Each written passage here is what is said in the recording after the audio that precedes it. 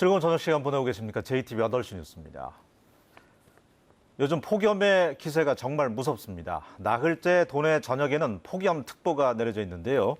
더위를 식힐 수 있는 곳이면 어디든지 사람들로 붐볐습니다. 조창현 기자입니다. 모터보트가 하얀 물보라를 일으키며 여름바다를 시원스레 내달립니다.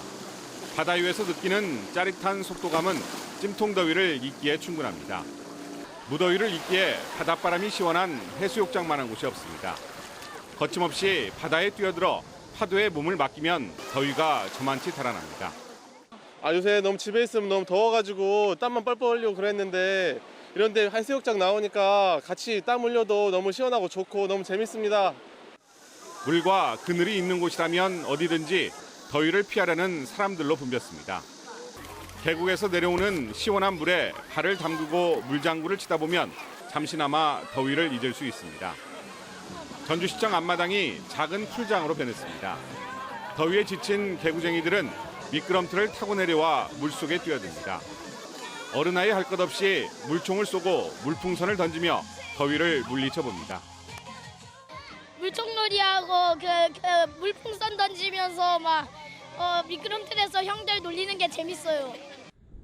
남쪽에서 무덥고 습한 공기가 유입되면서 오늘도 도내 전역에 폭염특보가 내려졌습니다. 폭염특보는 나흘째 이어지고 있는 가운데 익산의 낮 기온이 36.3도를 기록하는 등 대부분의 지역이 33도 이상을 보였습니다.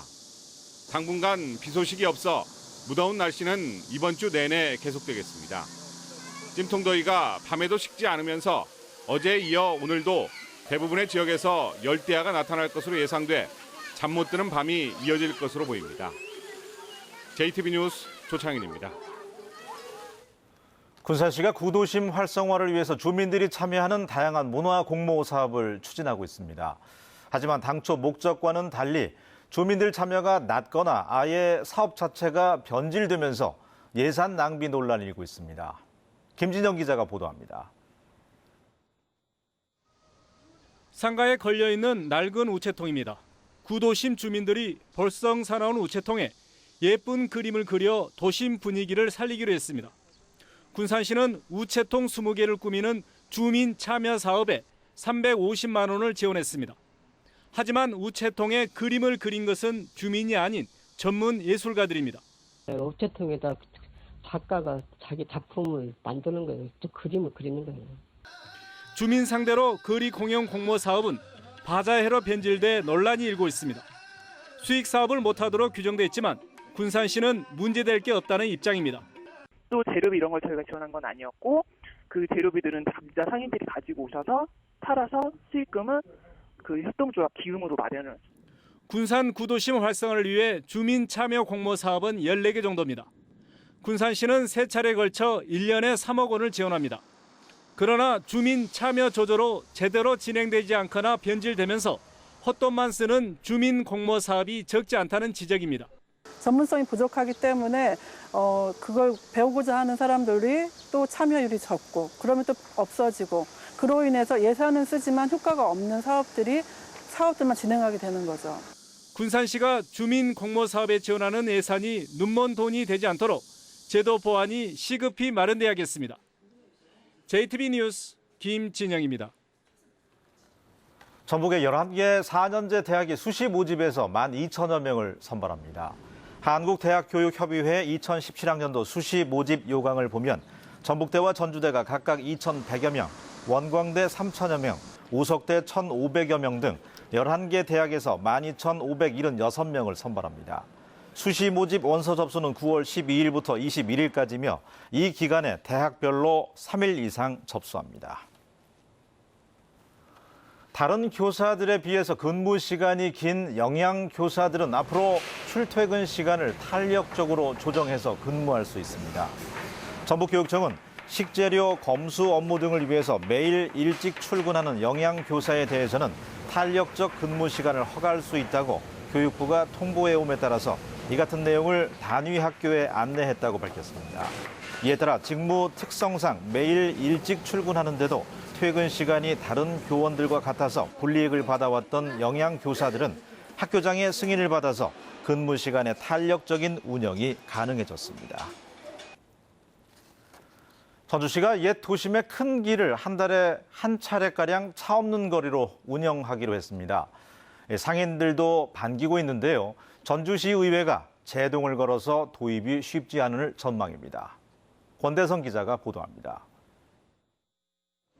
서울 광화문 앞 세종로, 4년 전부터 한 달에 한 차례씩 일요일에 차량 통행이 전면 금지됩니다. 자동차가 아닌 사람들이 주인이 됩니다. 거리 곳곳에서 문화 행사와 장터가 열리기도 합니다. 주말에 한 번씩 이렇게 차 없는 도로를 해가지고 이렇게 사람들 많이 다닐 수 있게끔 좋은 것 같습니다. 전주시가 이 같은 차 없는 거리 운영을 추진하고 있습니다. 우선 검토하는 곳은 왕복 4차로인 객사 앞에서 다가교까지 600m입니다. 매달 한 차례 토요일에 차량 운행을 전면 통제한 뒤 전통 공연과 물총 축제, 나눔 장터 등 문화 행사를 진행한다는 계획입니다. 주변 상인들도 상권 활성화에 도움을 줄 거라면서 반기는 의견이 많습니다.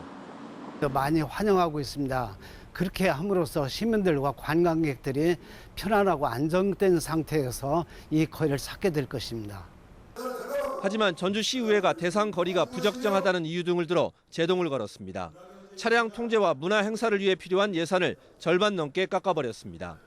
전주시는 우선 한 차례라도 운영한 뒤 시의회를 설득해 차 없는 거리를 정기적으로 운영한다는 계획입니다. 편성된 예산을 가지고 잘 행사를 치름을 해가지고 내년도 예산을 충분히 확보하게 된다면 2017년도에는 한 6회 정도 저희가 계획하고 있습니다. 전주시는 차 없는 거리 도입과는 별도로 한옥마을은 주차난을 덜기 위해 휴일마다, 걷고 싶은 거리는 매일 오후 차량 운행을 통제하고 있습니다. JTB 뉴스 권대성입니다. 전북 지역의 광공업 생산은 감소한 반면 대형 소매점의 판매는 늘어난 것으로 나타났습니다. 호남지방통계청 전주사무소가 6월 중 전북 지역 산업활동 동향을 조사한 결과 광공업 생산 지수는 자동차와 금속 가공업종 등의 부진으로 인해서 지난해 같은 달에 비해서 2.9% 감소한 것으로 나타났다고 밝혔습니다. 하지만 대형 소매점의 판매액 지수는 신발, 가방과 가전제품 등의 신장에 힘입어서 지난 2월 이래 넉 달 연속 기록해온 전년 대비 마이너스에서 벗어나 5.7% 플러스를 기록했습니다. 전라북도 전주 장학숙이 입사생 34명을 추가로 모집합니다. 입사를 희망하는 대학생과 대학원생은 다음 달 10일까지 전주 장학숙에 입사 신청을 하면 됩니다. 자세한 문의사항은 전라북도 인재육성재단 홈페이지에서 확인할 수 있습니다. 여야 3당이 전북에서 새몰이에 나섭니다. 새누리당은 전당대회를 앞두고 처음으로 전주에서 호남권 합동 연설회를 엽니다. 더불어민주당은 새 도당위원장 선출을 준비하고 국민의당은 단독으로 전라북도와 예산정책협의회를 엽니다. 정가브리핑 송창용 기자입니다.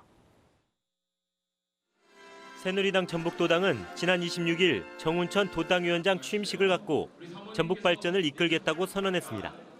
우리 힘으로 같이 힘을 모아서 한번 멋지게 전북 발전 100년 한번 만들어 나갑시다.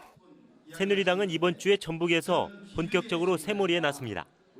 다음 달 9일 전당대회를 앞두고 호남권 합동 연설회를 광주가 아닌 전주에서 처음으로 엽니다. 이 자리에는 당 대표와 최고위원에 출마한 후보들이 모두 참석합니다. 더불어민주당 전북도당은 지난 26일 이상직, 김춘진 전 의원을 각각 전주을과 김제부안 지역위원장으로 선출하며 지역위원회 정비를 마무리했습니다. 다음 달 13일에는 새 도당위원장을 선출해 총선 이후 가라앉은 분위기를 쇄신할 예정입니다. 국민의당은 오는 목요일에 단독으로 전라북도와 예산정책협의회를 갖습니다. 김동철 국회 예결위 간사를 비롯해 김광수, 김종애 의원 등 6명이 참석해 국가예산 확보와 현안 해결을 지원하겠다는 뜻을 밝힐 예정입니다. 한편 오는 금요일에는 전라북도와 전북 국회의원 10명이 모두 참여하는 정책협의회가 전주 전통문화관에서 열립니다. JTB 뉴스 송창용입니다. 2016 한중 무술문화 교류축제가 다음 달 9일부터 15일까지 일주일 동안 무주 태권도원에서 열립니다. 태권도 진흥재단이 주관하는 이번 행사에는 중국 태권도 수련생 5천여 명 등 만여 명이 참석할 예정입니다. 축제 기간에는 태권 체조와 격파, 한중 문화예술 교류, 한중 무술 문화 공연 등 다채로운 행사가 진행됩니다. 국립종자원 전북 지원이 오는 9월 9일까지 읍면동 주민센터를 통해서 올해 파종할 보리와 미래 종자를 신청받습니다. 신청을 받은 품종은 흰 찰쌀 보리와 새쌀 보리, 금강밀 등 8개 품종 813톤입니다. 이번에 신청받은 종자는 오는 10월 중순 이전에 지역 농협을 통해서 공급합니다. 전라북도가 올해 전북 대표 과일을 뽑기 위해서 출품 신청을 받습니다. 전라북도는 농림축산식품부가 주관하는 대한민국 대표 과실 선발 대회에 출품할 전북 대표 과일을 선발하기 위해서 출품 신청을 받는다고 밝혔습니다. 접수 기간은 복숭아와 홍로사과, 원황배, 캠베럴리 포도는 다음 달 8일까지며 후지사과, 신고배, 단감은 9월 23일까지입니다. 임실경찰서는 오늘 이웃집 부부를 둔기로 수십 차례 때려서 남편을 숨지게 한 혐의로 57살 이모 씨에 대해서 구속영장을 신청했습니다. 경찰 조사 결과 이 씨는 지난 29일 오후 8시쯤 임실군 성수면 자신의 집에서 이웃에 사는 김모 씨 부부를 나무 지팡이로 수십 차례 폭행해서 남편은 숨지고 김 씨의 부인은 온몸에 멍이 드는 등 전치 4주의 부상을 입힌 혐의를 받고 있습니다. 폭염특보가 나흘째 이어지고 있는 가운데 전북은 오늘 익산 여산의 낮 기온이 36.3도를 기록하는 등 대부분의 지역이 33도 이상을 기록했습니다. 내일도 남쪽에서 무덥고 습한 공기가 유입되면서 무더운 날씨가 이어지겠습니다. 내일 아침 최저 기온은 22도에서 25도, 낮 최고 기온은 33도에서 35도로 오늘과 비슷하겠습니다. 대기 불안정으로 내륙에는 오후부터 밤 사이에 소나기가 내리는 곳이 있겠습니다. 바다의 물결은 0.5에서 1m로 비교적 잔잔하겠습니다. 전주기상지청은 당분간 비 소식 없이 낮에는 구름이 많고 무더운 날씨가 이어지고 밤에는 열대야가 나타나는 곳이 있겠다며 어린이와 노약자는 야외 활동을 자제하는 등 건강 관리에 주의를 당부했습니다.